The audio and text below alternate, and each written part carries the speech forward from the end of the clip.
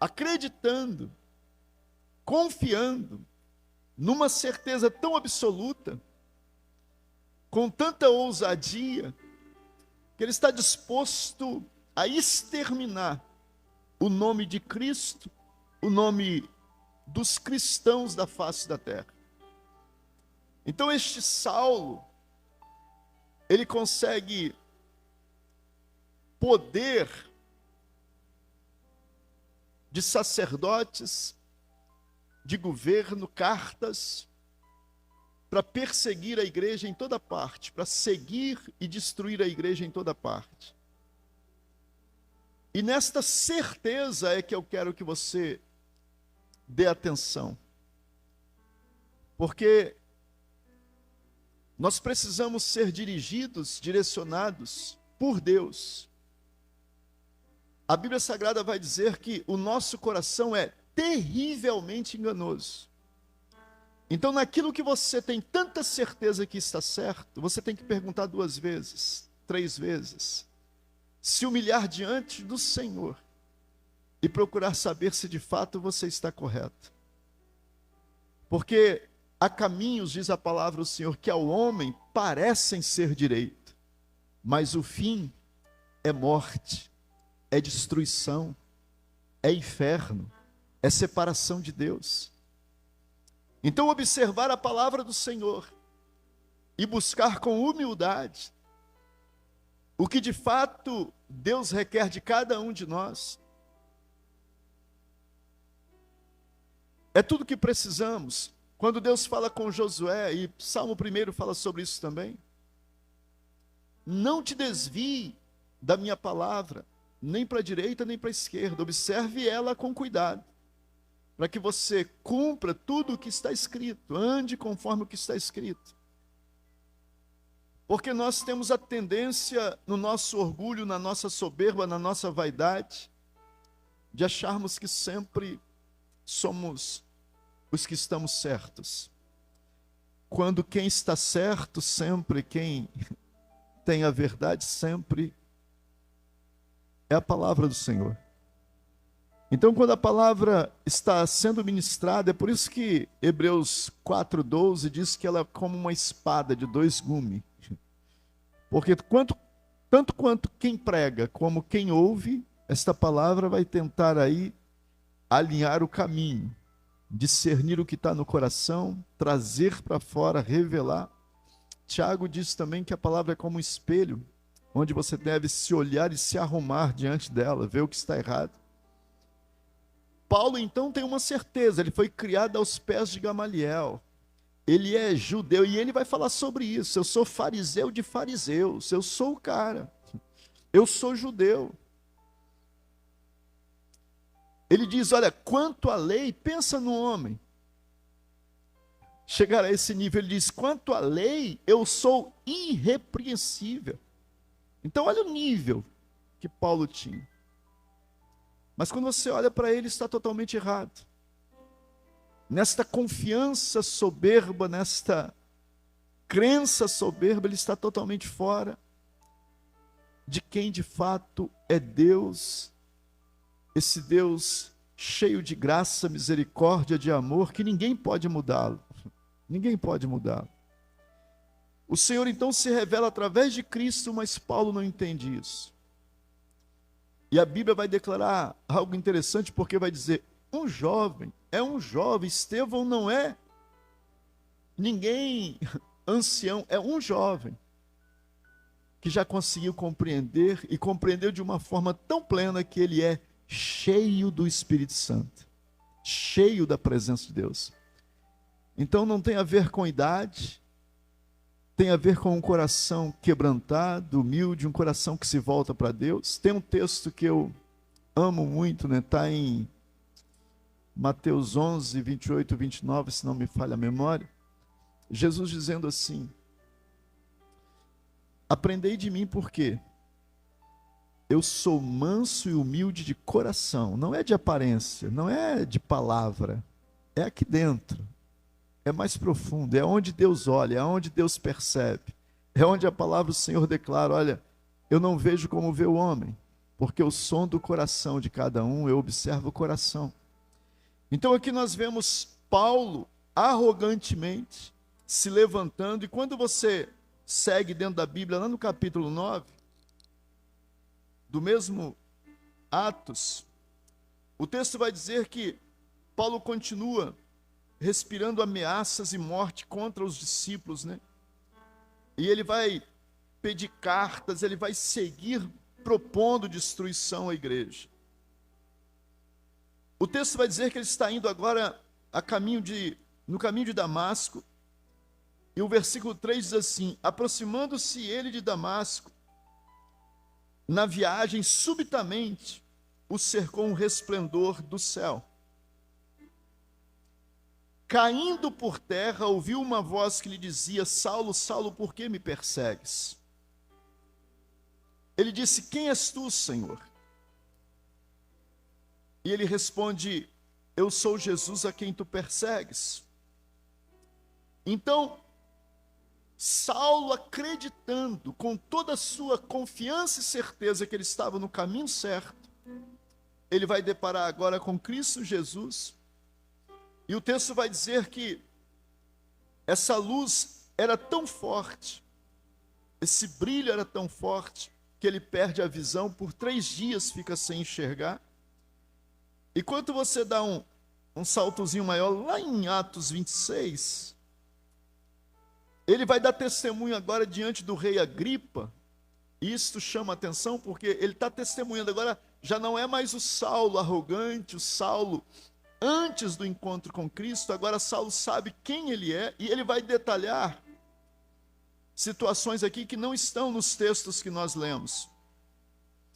Eu vou ler a partir aqui do verso 12, ele dizendo assim, olha, numa destas viagens, ele falando ao rei Agripa: indo eu a Damasco com a autoridade, comissão dos principais sacerdotes. Então, com autoridade, então era gente do governo e gente religiosa. Ele tinha autoridade para agir dos dois lados. Ao meio-dia, ó rei, vi no caminho uma luz do céu. E olha o que ele diz: esta luz excedia o esplendor do sol. Quem é Jesus Cristo? A luz perfeita, uma luz que vai além de tudo que você já viu ou pôde enxergar. A Bíblia Sagrada diz que nesta luz não há sombra nem variação. É uma luz puríssima, a luz do Senhor. E Paulo vai se declarar assim: uma luz que excedia a luz do sol. Sua claridade, olha o que ele diz: a sua claridade envolveu a mim e aos que estavam comigo. E nesse texto há uma revelação, porque ele diz o seguinte: todos nós caímos por terra. Não foi só Saulo, não foi só Paulo. Todos caíram diante da glória da revelação de Cristo Jesus. Aquele que Saulo não quis ouvir porque era um jovem pregando, era Estevão pregando, agora Saulo vai estar de frente desta verdadeira luz. E é o mesmo Jesus que Estevão estava anunciando, que muitos rejeitaram, apedrejaram e mataram. Então olha o nível da ignorância. Aqui, porém, quando o Senhor se revela a Saulo, ele diz: caindo nós todos por terra, ouvi uma voz que me falava em língua hebraica, dizendo: Saulo, Saulo, por que me persegues? Aí ele diz assim: dura coisa é recalcitrares, né? Outra revelação que nós não vamos encontrar em outra parte, dizendo: olha, dura coisa é recalcitrares contra os aguilhões. O que Jesus está dizendo para Saulo? Dura coisa é para você se levantar contra mim. Dura coisa para você é não se submeter a mim, não obedecer, ir contra a revelação de Deus, a palavra de Deus. E tem muita gente assim, queridos.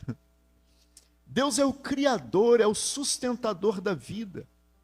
A Bíblia Sagrada revela Deus dizendo que Ele é o que mantém todas as coisas pela palavra do seu poder.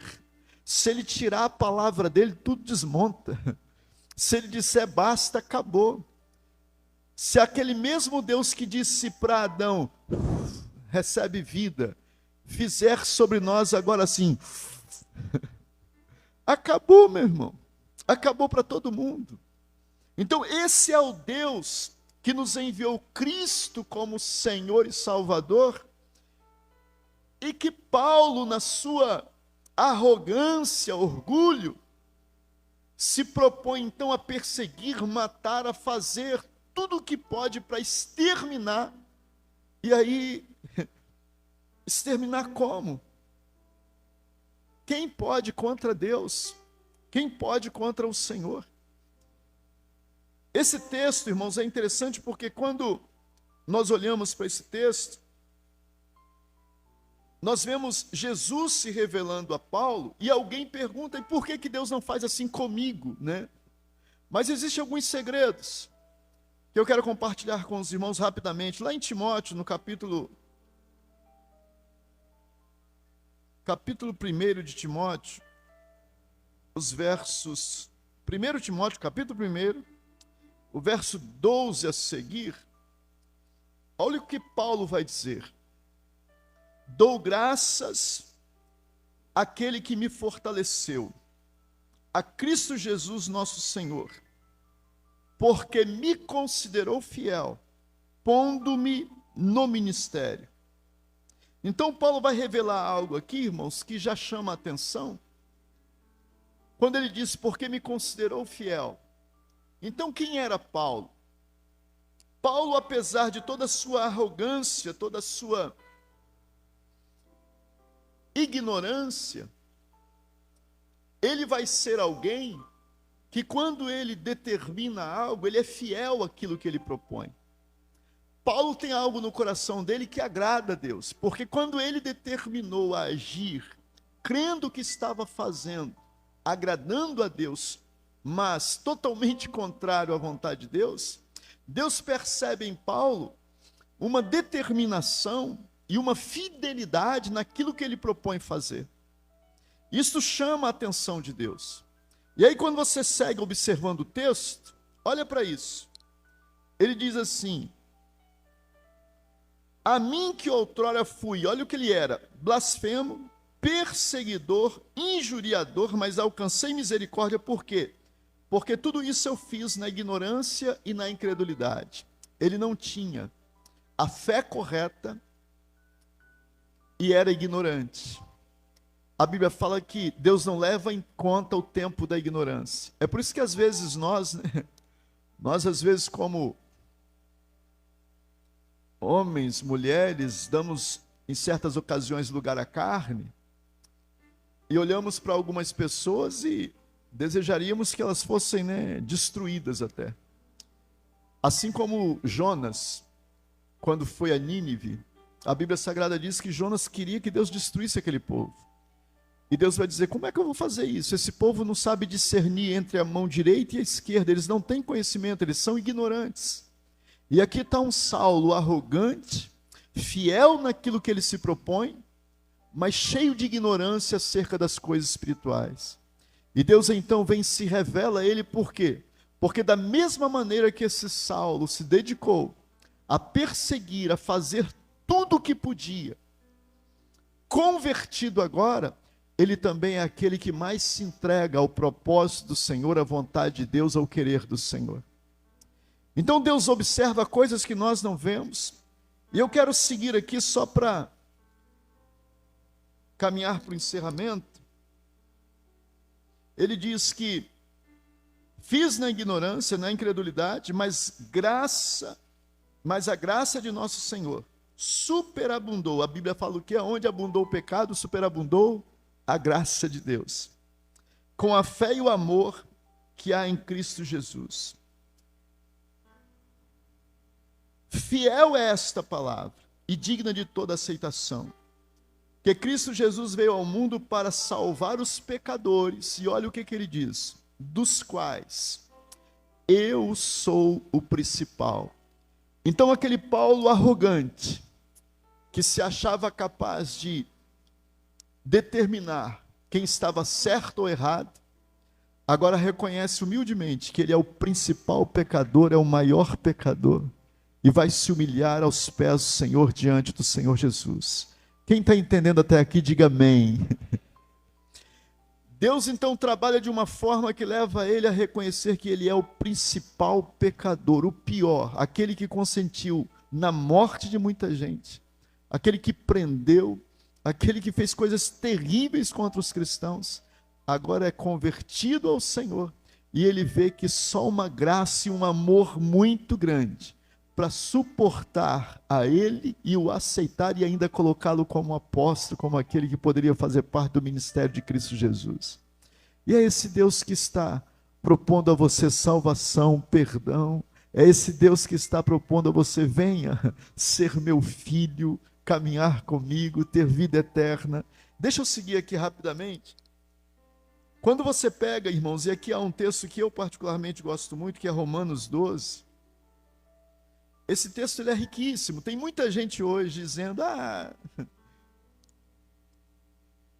não tem nada a ver ir para a igreja. Não, irmãos, tem tudo a ver. A Bíblia Sagrada diz: não perca as reuniões como é costume de muitos, porque na casa do Senhor é onde Deus vai tratar teu coração, é onde Deus vai falar com você. Deus vai usar pessoas das mais simples, mas preste atenção, porque o Espírito Santo vai agir falando ao teu coração aquilo que você precisa. Eu recebi respostas do Senhor, foi na casa dele. Eu lembro que um dia eu fui visitar uma igreja e eu fiquei entre os irmãos, e eu não sou dela, né? Eu participo da Assembleia de Deus, mas eu fui visitar uma igreja Maranata lá na Glória, porque eu não gostava de ficar em casa à noite, eu sempre queria estar na igreja onde quer que fosse. E em uma reunião ali, terminou o culto, e anunciaram: olha, se você quer receber uma oração com imposição de mãos, aguarde sentado. Eu aguardei. Irmãos, que coisa maravilhosa. Eu nunca pensei que eu pudesse um dia ser pregador. Pensa numa pessoa tímida e tudo mais que você puder imaginar. E aquele jovem veio, isso já tem, rapaz, uns 30 e alguma coisa, alguns anos. Aquele jovem veio para mim, e aí quando ele foi orar por mim, irmãos, de repente ele foi tomado em línguas estranhas, e começou a falar: meu filho, nas tuas mãos eu coloco uma bandeja, e sobre ela alimento, alimenta o meu povo. E começou a falar coisas das mais extraordinárias. E aí de repente chegou mais um obreiro, chegou outro, começou outro a chorar, outro a falar em língua. Foi um mover do Espírito Santo, que eu entendi que ali a igreja era pentecostal, né? Ali o negócio foi uma benção. Por quê? Porque eu estava num culto, eu saí daqui para ir lá na Glória procurando uma igreja para estar participando do culto, porque não dava para ficar dentro de casa orando. O tempo passava, não, ver jornal, televisão, novela, não, eu quero a casa, eu quero Deus. E foi uma bênção para a minha vida. Aí aqui, irmãos, observe esse texto, Romanos 12, vai dizer assim: rogo-vos, irmãos, que apresenteis os vossos corpos em sacrifício vivo, santo e agradável a Deus, que é o vosso culto racional. É culto onde você para pensar. É aqui, a palavra está sendo ministrada e que você pense sobre ela. Então, em um culto como este, ofereça esse corpo que, pela carne, ninguém consegue agradar a Deus. Aliás, a Bíblia Sagrada diz que você só consegue adorar a Deus em espírito e em verdade. Carne, Jesus fala, a carne para nada presta. Então ele está dizendo: ofereça essa carne, ofereça esse corpo em sacrifício, porque carne não quer estar na casa de Deus, não quer estar no culto, não quer adorar, não quer orar, não quer nada disso. Carne quer que o culto termine logo, quer ir embora. Mas ele diz: ofereça essa carne, ofereça esse corpo em sacrifício a Deus, no culto racional. Aí ele segue dizendo: não vos conformeis com este mundo, mas transformai-vos pela renovação do vosso entendimento, para que experimenteis qual seja a boa, perfeita e agradável vontade de Deus. Então, quando você está na presença do Senhor, é que Deus vai revelar através do Espírito Santo a vontade dele para a tua vida. E talvez você esteja orando, talvez você esteja clamando, talvez eu aqui esteja falando para pessoas que têm batido em portas e quer que Deus faça a sua vontade. E Deus quer ouvir de você aquilo que Jesus falou lá no Getsemane. Mas não faça a minha, mas a tua vontade. Senhor, eu quero assim, eu quero assim, eu quero isso. Mas Deus, quando olha, Ele não vê como nós vemos. Nós vemos aqui perto. Deus está olhando lá na frente, aonde vai dar o caminho que você escolhe hoje, a bênção que você acha que é bênção hoje. Deus está olhando lá na frente. Então, muitas vezes o Senhor vai rejeitar a sua oração, o seu pedido e dizer não. Mas como nós não temos essa percepção da boa, perfeita e agradável vontade de Deus, por quê? Não temos a revelação do Espírito Santo, não compreendemos através da palavra, como disse Tiago. Vocês pedem e não recebem porque pedem mal, para gastar nos vossos próprios deleites. Não pedem segundo a vontade de Deus, porque quem pede segundo a vontade de Deus recebe. E Deus tem todas as bênçãos, e são bênçãos maravilhosas para todos nós. Se nós compreendermos qual é a boa, perfeita vontade dEle, propósito dEle para a nossa vida. Deixa eu seguir aqui, encerrando. Na casa do Senhor, ouvindo a palavra de Deus, você vai perceber o que de fato Deus quer e o que Deus deseja para você.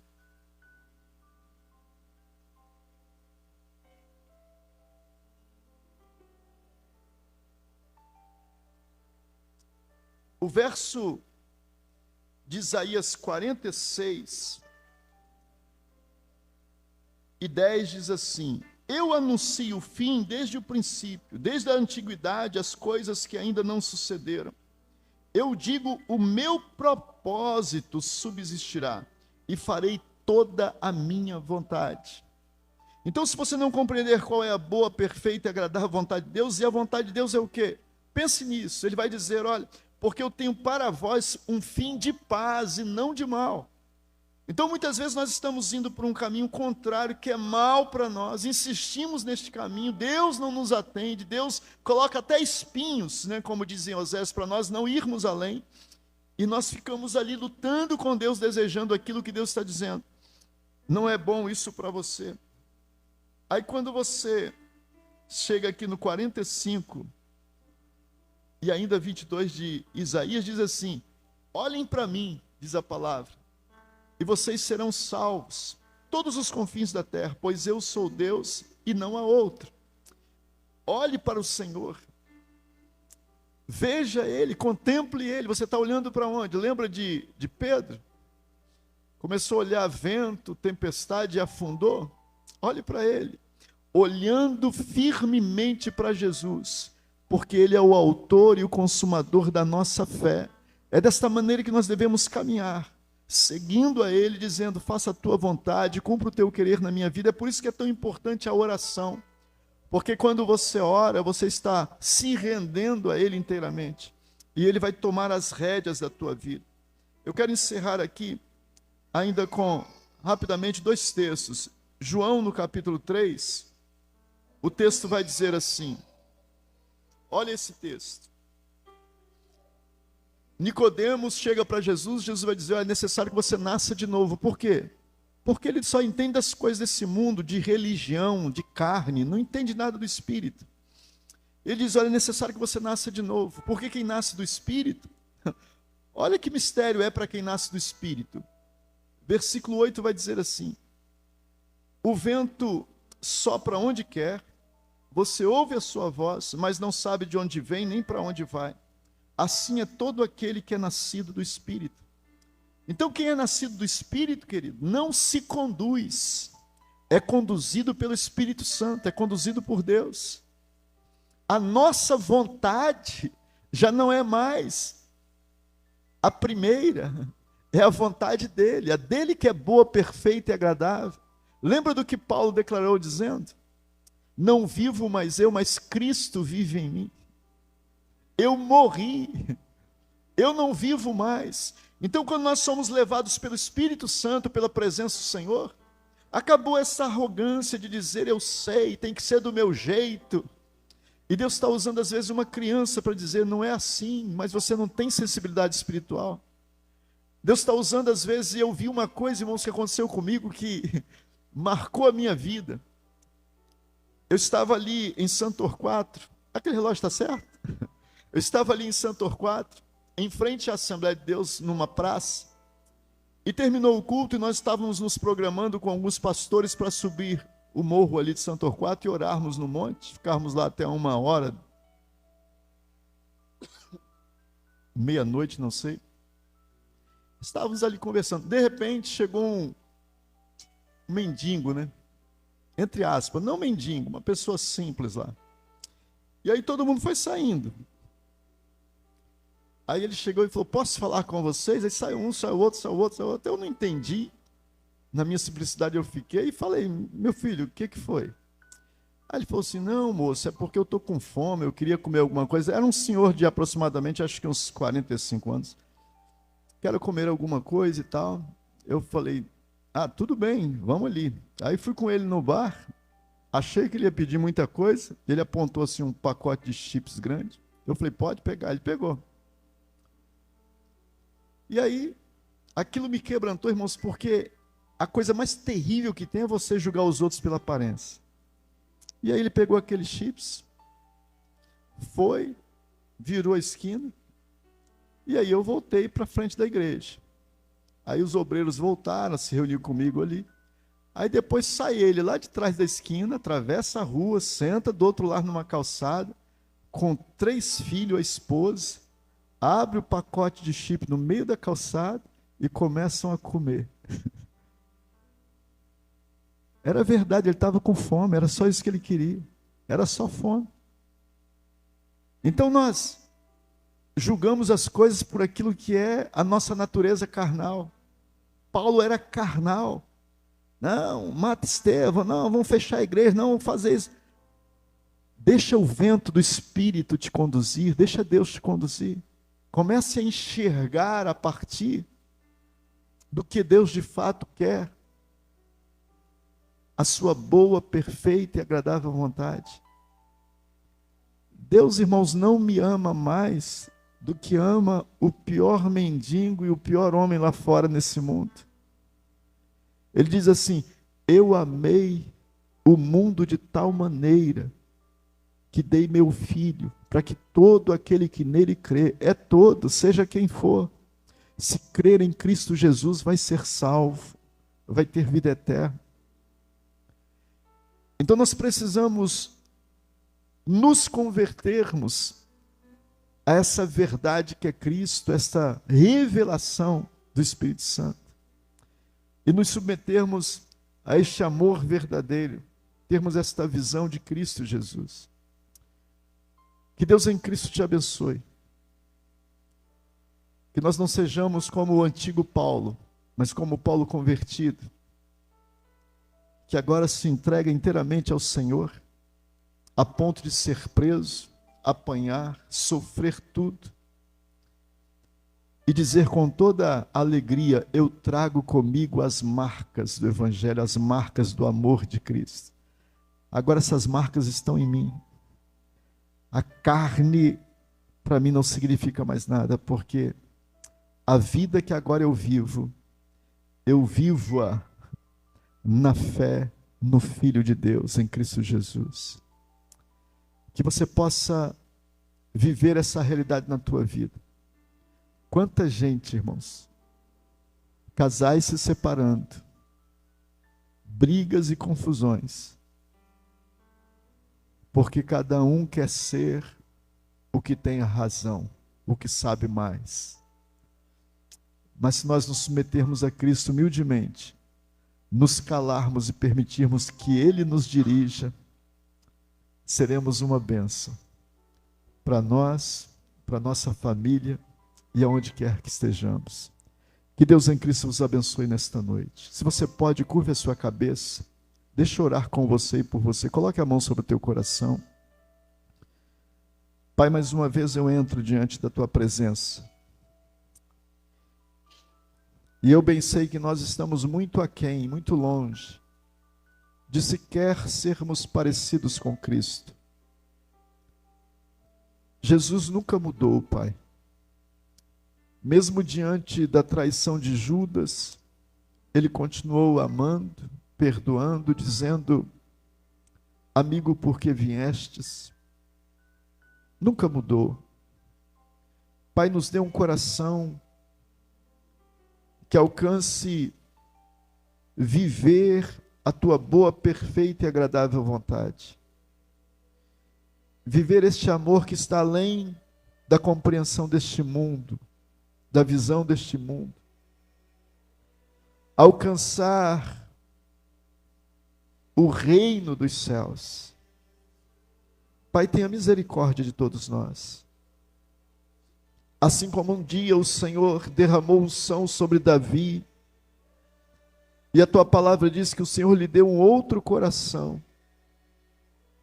Assim como Eliseu orou pelo jovem que o servia, e ele pôde ter os olhos abertos e ver os anjos como um grande exército ao redor do teu servo Eliseu.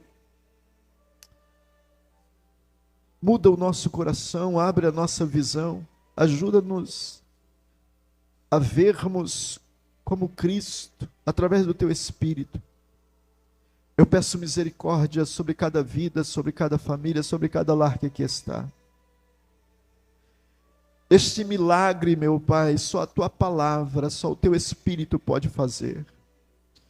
A tua palavra diz que não é por força e não é por violência, mas é pelo teu Espírito. Vá de encontro agora em cada coração que aqui está presente, em todos os lares que se representam nesta reunião, e que a bênção do Senhor se estenda sobre todos. Que no nome de Jesus haja perdão, pelo sangue de Jesus purificação, que o Senhor abrace e fortaleça cada um em nome do Senhor Jesus. Eu abençoo a todos e livre-nos desta ignorância, livra-nos desta estupidez, que no nosso orgulho, na nossa vaidade, acharmos que estamos tão certos, tão corretos, que os demais estão todos errados. Não, Pai. Nos dê um coração quebrantado e humilde, que atente para a tua voz e ouça a tua voz, por mais que o Senhor venha falar conosco, até mesmo através de uma criança.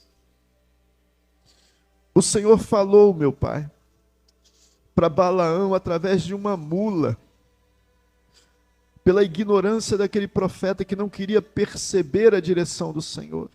Pai, tenha misericórdia de nós. Não nos deixe caminharmos segundo a nossa vaidade, segundo o nosso orgulho e soberba, mas ajuda-nos a termos um coração humilde perante o Senhor, de maneira tal que sejamos conduzidos por teu Espírito, meu Pai. Sejamos sensíveis à voz do teu Espírito.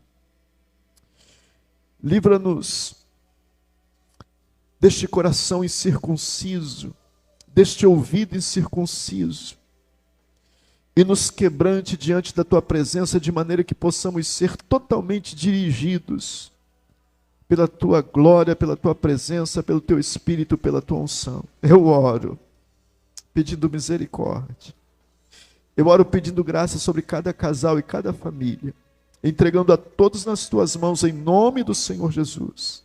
E você que assim crê, diga amém. E diga graças a Deus. E se pode, aplaude forte o nome do Senhor Jesus. Toda a glória a Ele, toda a honra a Ele. Bendito seja o nome do Senhor. Se você pode estar de pé. Pastor Salmo, podemos encerrar, filho?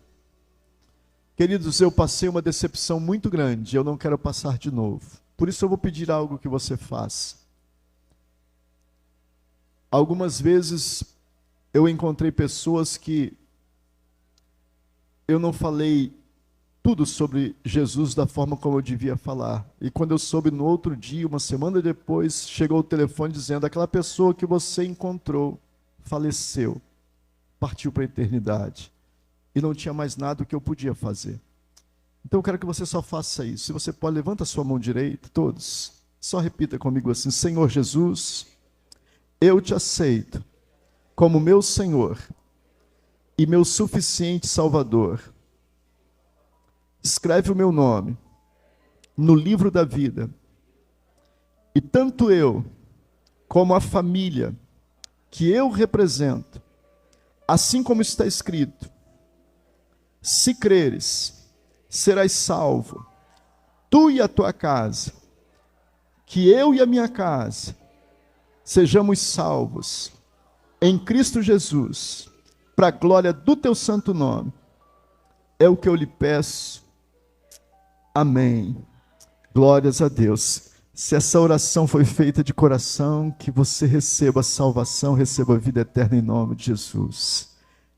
Que o amor de Deus, a graça do nosso Senhor e Salvador Jesus Cristo e as doces consolações do Espírito Santo de Deus seja com cada um de vós, não somente hoje, mas para todo sempre. Todos digam amém. Deus abençoe, está encerrado. Vão na paz de Cristo Jesus. Uma boa semana a todos. Uma semana feliz, próspera, abençoada, protegida pela mão de Deus. Deus os abençoe ricamente.